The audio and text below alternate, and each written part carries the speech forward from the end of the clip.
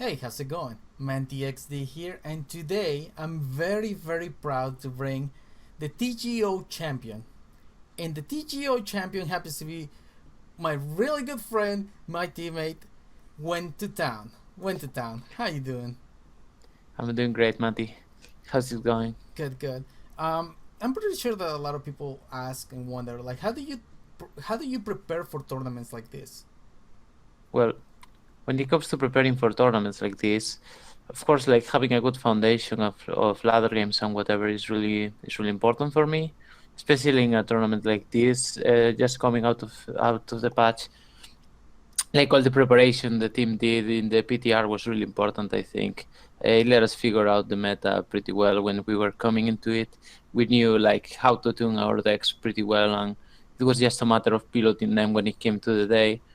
And yeah, I think it turned out okay. Of course, as of everything, it's really important, like the team effort, developing a good deck list and knowing what you should do when it comes to the tournament, like the strategy you should be bringing and whatever in the different rounds is going to be really key.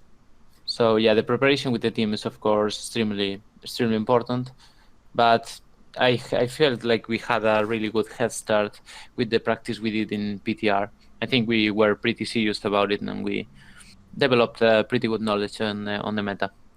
Yeah, your control Coyote list is one that a lot of people are actually attempting to play, but it's kind of like backfiring on them. What to generate this deck, and what you think other people are not like used to this kind of deck?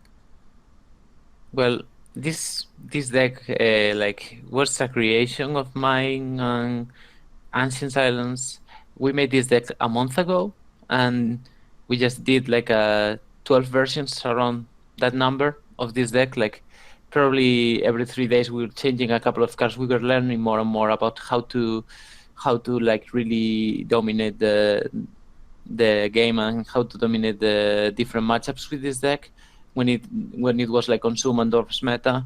And then when the PTR came out, we saw the sappers and we saw like the potential there was on the sappers. And we also thought, okay, when the nerf to the shackles came in and the shackles didn't reset the strength anymore, we saw like Isengrim was already pretty good until that point, and then it was just even better. We were thinking, okay, then this deck has to be even better than before, and we were running it and it was doing pretty well, which wasn't really surprising because PTR is like that sometimes. But yeah, we were feeling pretty confident that with the good decks in the bronze spells and stuff, the deck should be like really ready to go. Mm. So yeah, this deck just came from the frustration of having only consuming only like dwarves in the meta, and we thought that this guy called Wyndham Earl is doing something really interesting with Kiaran and another like controlly stick cards, and we were just saying, okay, let's do our take on it, and we did like 20 takes until it worked, and now it's working really well, and it's probably like the strongest deck around, which makes me proud and also a little bit scared in the same way. That's pretty good. Now, like, is there a deck that you were scared of, or like you didn't want to hit during the tournament? Well, it's not like I was scared of it, but I didn't really want to hit like the Hansel PFI deck. It's not that I feel like it counters my deck, but I felt like the matches were really reliant on me hitting specific cards on the specific moment. And it really is not very demanding on the Hansel player in terms of skill.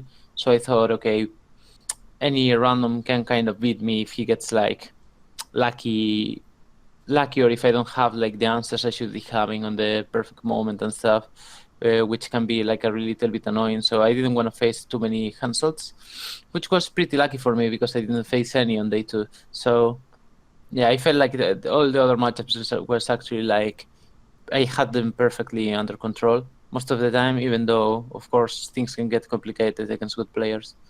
Yeah, definitely. And talking about like a little bit of luck, you're a very knowledgeable and experienced player on tournament. You started on Hearthstone, and because of that, can you tell me what's the difference between a Hearthstone tournament and a one tournament? And do you like One better? tournament. Yeah. Well, the difference is kind of big, of of course. Like the threshold of players you can lose to while playing Gwent is kind of much lower if you are a, let's say, a top player, or if you are like the really one of the best. You shouldn't be losing to guys that are actually much worse than you, like pretty much at all. With Hearthstone, of course, you would win most of the time against players worse than you, but there was a real possibility that if the draws are on the other person's side, you will lose, regardless of the skill level, regardless of their control of the deck or whatever. Because sometimes like the hand is just not there for you and you can't really do much about it. In Gwent, there's things you can do about it. There's ways to capitalize on bad hands, and there's ways to take advantage of your opponent's mistakes. Even when the cards are bad, of course you will be in a disadvantage if the cards are bad, but you will not be automatically out of the game. And I feel like that's healthy for the competitive scene. It makes it more interesting. It makes it more challenging for me and for every competitive player. I think knowing that if you get a bad hand, you can still like pull it through sometimes, and you can still get good things out of it. Okay. And you're not gonna be out of the tournament for a couple of bad hands, like in Hearthstone, tend to happen like often. Yeah, RNG is a huge factor, and I'm very glad that CDPR is like keeping it to a minimum, so skill impacts more your future as a player. Now, Yeah. you're you didn't start the tournament really well. You actually had a really rough start. Can you tell people how do you gather yourself and continue? Well, sometimes after a very tough loss, especially when you come into a tournament like confident, and you come like knowing what you need to do, you know the decks, you know the meta, you know the strategies, and then you come into the first game, you feel like you're playing against a guy that is much lower ranked than you, that is making some mistakes and is playing a really weird deck that seems to counter perfectly the deck you were playing. Um, Sometimes losing in that kind of situation can be frustrating. It's always going to be frustrating like that. So you can do a lot of things to after the game. One of them is coming into the chat and shouting at Manti how unlucky you are. That's Oh one of the things you man. can do. But you can talk to your friends, or you can go for a walk. But you have to gather yourself, and after 5 minutes, you have to be over that game. You have to be prepared to do the best again, and that's just how it goes. I mean, we have lost like we still have to lose a lot of the time against something unexpected. It's like the nature of one too. So if you're not expecting something, maybe you can get caught out of like guard or whatever. You might lose to a deck you shouldn't think you should be losing. I lost to a lot of like crazy decks in my life, and I will lose to more. So I know how is the feeling. It doesn't feel very well, but you know we have to roll with the punches sometimes and Oh, just go to for the definitely. next game. Yeah. Luckily, the tournament is not single elimination at all. Oh yeah, Uh, that's I true. actually like lost to series the first day. I didn't do too hot there, 5-2, barely qualified, and then on the last day was just everything going well for me. I also felt like, of course, the single deck format in which I'm just playing my beloved Scoia'tael is gonna be kind of beneficial Yeah. when I'm not do like I'm just playing that just the best deck I know when I can. So yeah, that's just great. Yeah. At this point, did you ever I did? think that a loss is always gonna be demoralizing, sometimes a little bit tilting, but you have to get over it, and it's like really important. The first step into winning your next game is forgetting about the last loss, I would say. Yeah, it's true. So Just yeah, very shake it off. important. At this point, like the entire community knows you as like the Scoia'tael master and everything. What steps are you taking to prepare for the next tournament? What is my take Well, to yeah, what prefer for the next steps? turn? Yeah, what steps are you taking for the next tournament? Well, what steps can we talk about, Manti?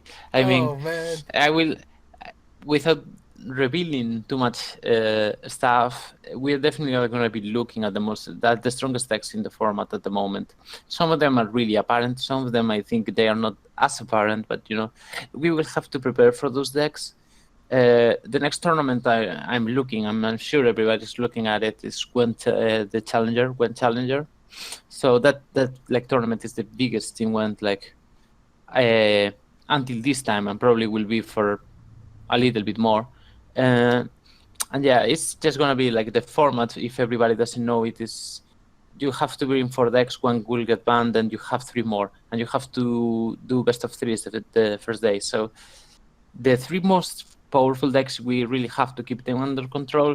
Know what you have to ban, and the other 2 decks you have to know how to deal with them well. That's like the basis of the preparation we're gonna do, and we're gonna try to hit those 2 decks we are not banning, like the 2 most strongest decks we are not banning. We have to have them under control so that whatever lineup we are bringing, it has to be good against those decks. It has to perform well.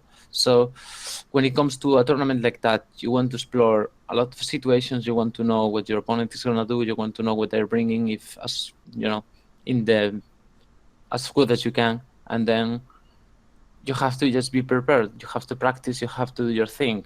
I can't really go into much specifics, but you know what I mean. Like you have No, to we only have have them under so control. many time, dude. We only have so many time. Shh, shh, keep it Yeah. secret. Don't worry, Mandy. After a week, I can explain you my strategy very well. For After I Mulligan, get for one qualified, Mulligan. Yeah.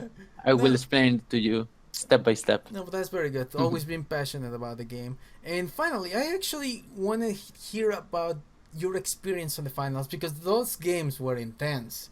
How were you feeling? What overall? Can you run me through the game on the finals? Mm, yeah, we can go a little bit on the games. So game one, it was kind of funny. The game started right, and I didn't have Milb, I think. I see the coin is on his side, so he lost the coin flip, and I thought, okay, we have a good chance. I know I have like a pretty good hand. I'm playing the like the long round there and the wrong one, and I'm feeling like pretty confident I can do well in that situation. It comes to a point when we are like really close, and he is winning by 1 point, and I decide to go like let pass the round, and I'm thinking, okay, it's still fine, man, 2 cards ahead and stuff, and then I win the second round pretty convincingly after that, but the third round I was it was a thing that I had like a very situational hand, and I was a little bit more greedy than I should with the removal, so I ended up losing. I was feeling pretty bad about it, but you know, took a 2 minute break and then okay, went to the next game. Then in the next game, the hand was pretty shitty. I wasn't feeling very well about it. And then I saw that I also lost the coin flip. I was thinking, fuck me. To be fair, I was thinking, oh man, this is gonna be so hard. And it was actually kind of hard, but we pulled it off more easily than I expected. And then into the third game, it was just crazy. That second round in which Yeah. I put it like, but just 1 point, even though I had the last race for more points. It was just if he had like let's say 5 or 6 more points there and he couldn't beat it with the last rate, the game was just over pretty much because he will have to top deck very badly, and I will have to top deck a 33% chance on the Milva.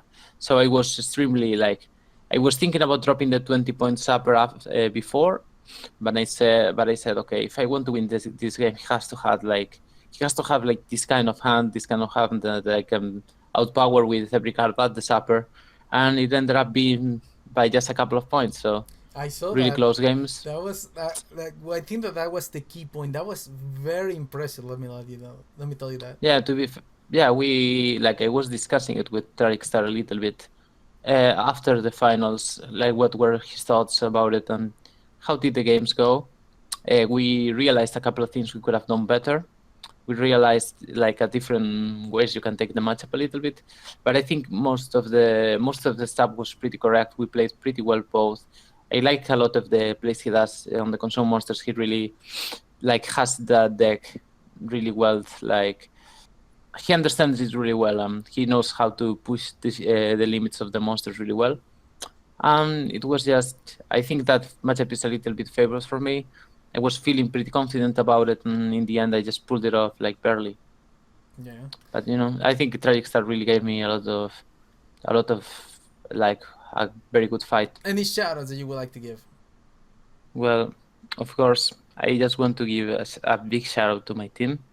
Uh, One City, they really helped me, of course. Like from the start of the PTR, they have been like really. putting a lot of effort into this. They have been putting a lot of effort into the competitive side of things.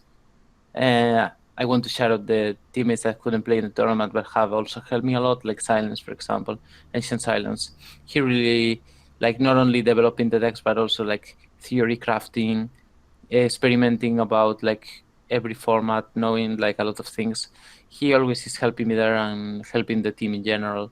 I also want to shout out the people that actually played in the tournament and did very well. For example, Base did top 32, which is also uh, really like it's already a really good mark for him. Yeah. I think it's like top 32 is basically what you need to do consistently, and then if sometimes you can get lucky and even do more, I would say like that's already pretty good. And then Tragic Star, of course, he came second. He did very, very well. Shouts to him and shouts to you for having me, Manti.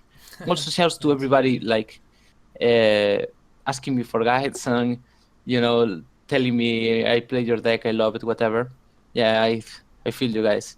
Maybe I will give you a little bit more help with it later if I can. But yes, this is gonna have to be it for today. Thanks for having me, Manti. It was a really good experience Thank you as for being always. here, and also thank you for bringing the gold home. Really appreciate it. All right, guys. Well, So what city? What Gwent city? City, that's right. Okay, guys. Thank you so much for watching, and I'll see you next time.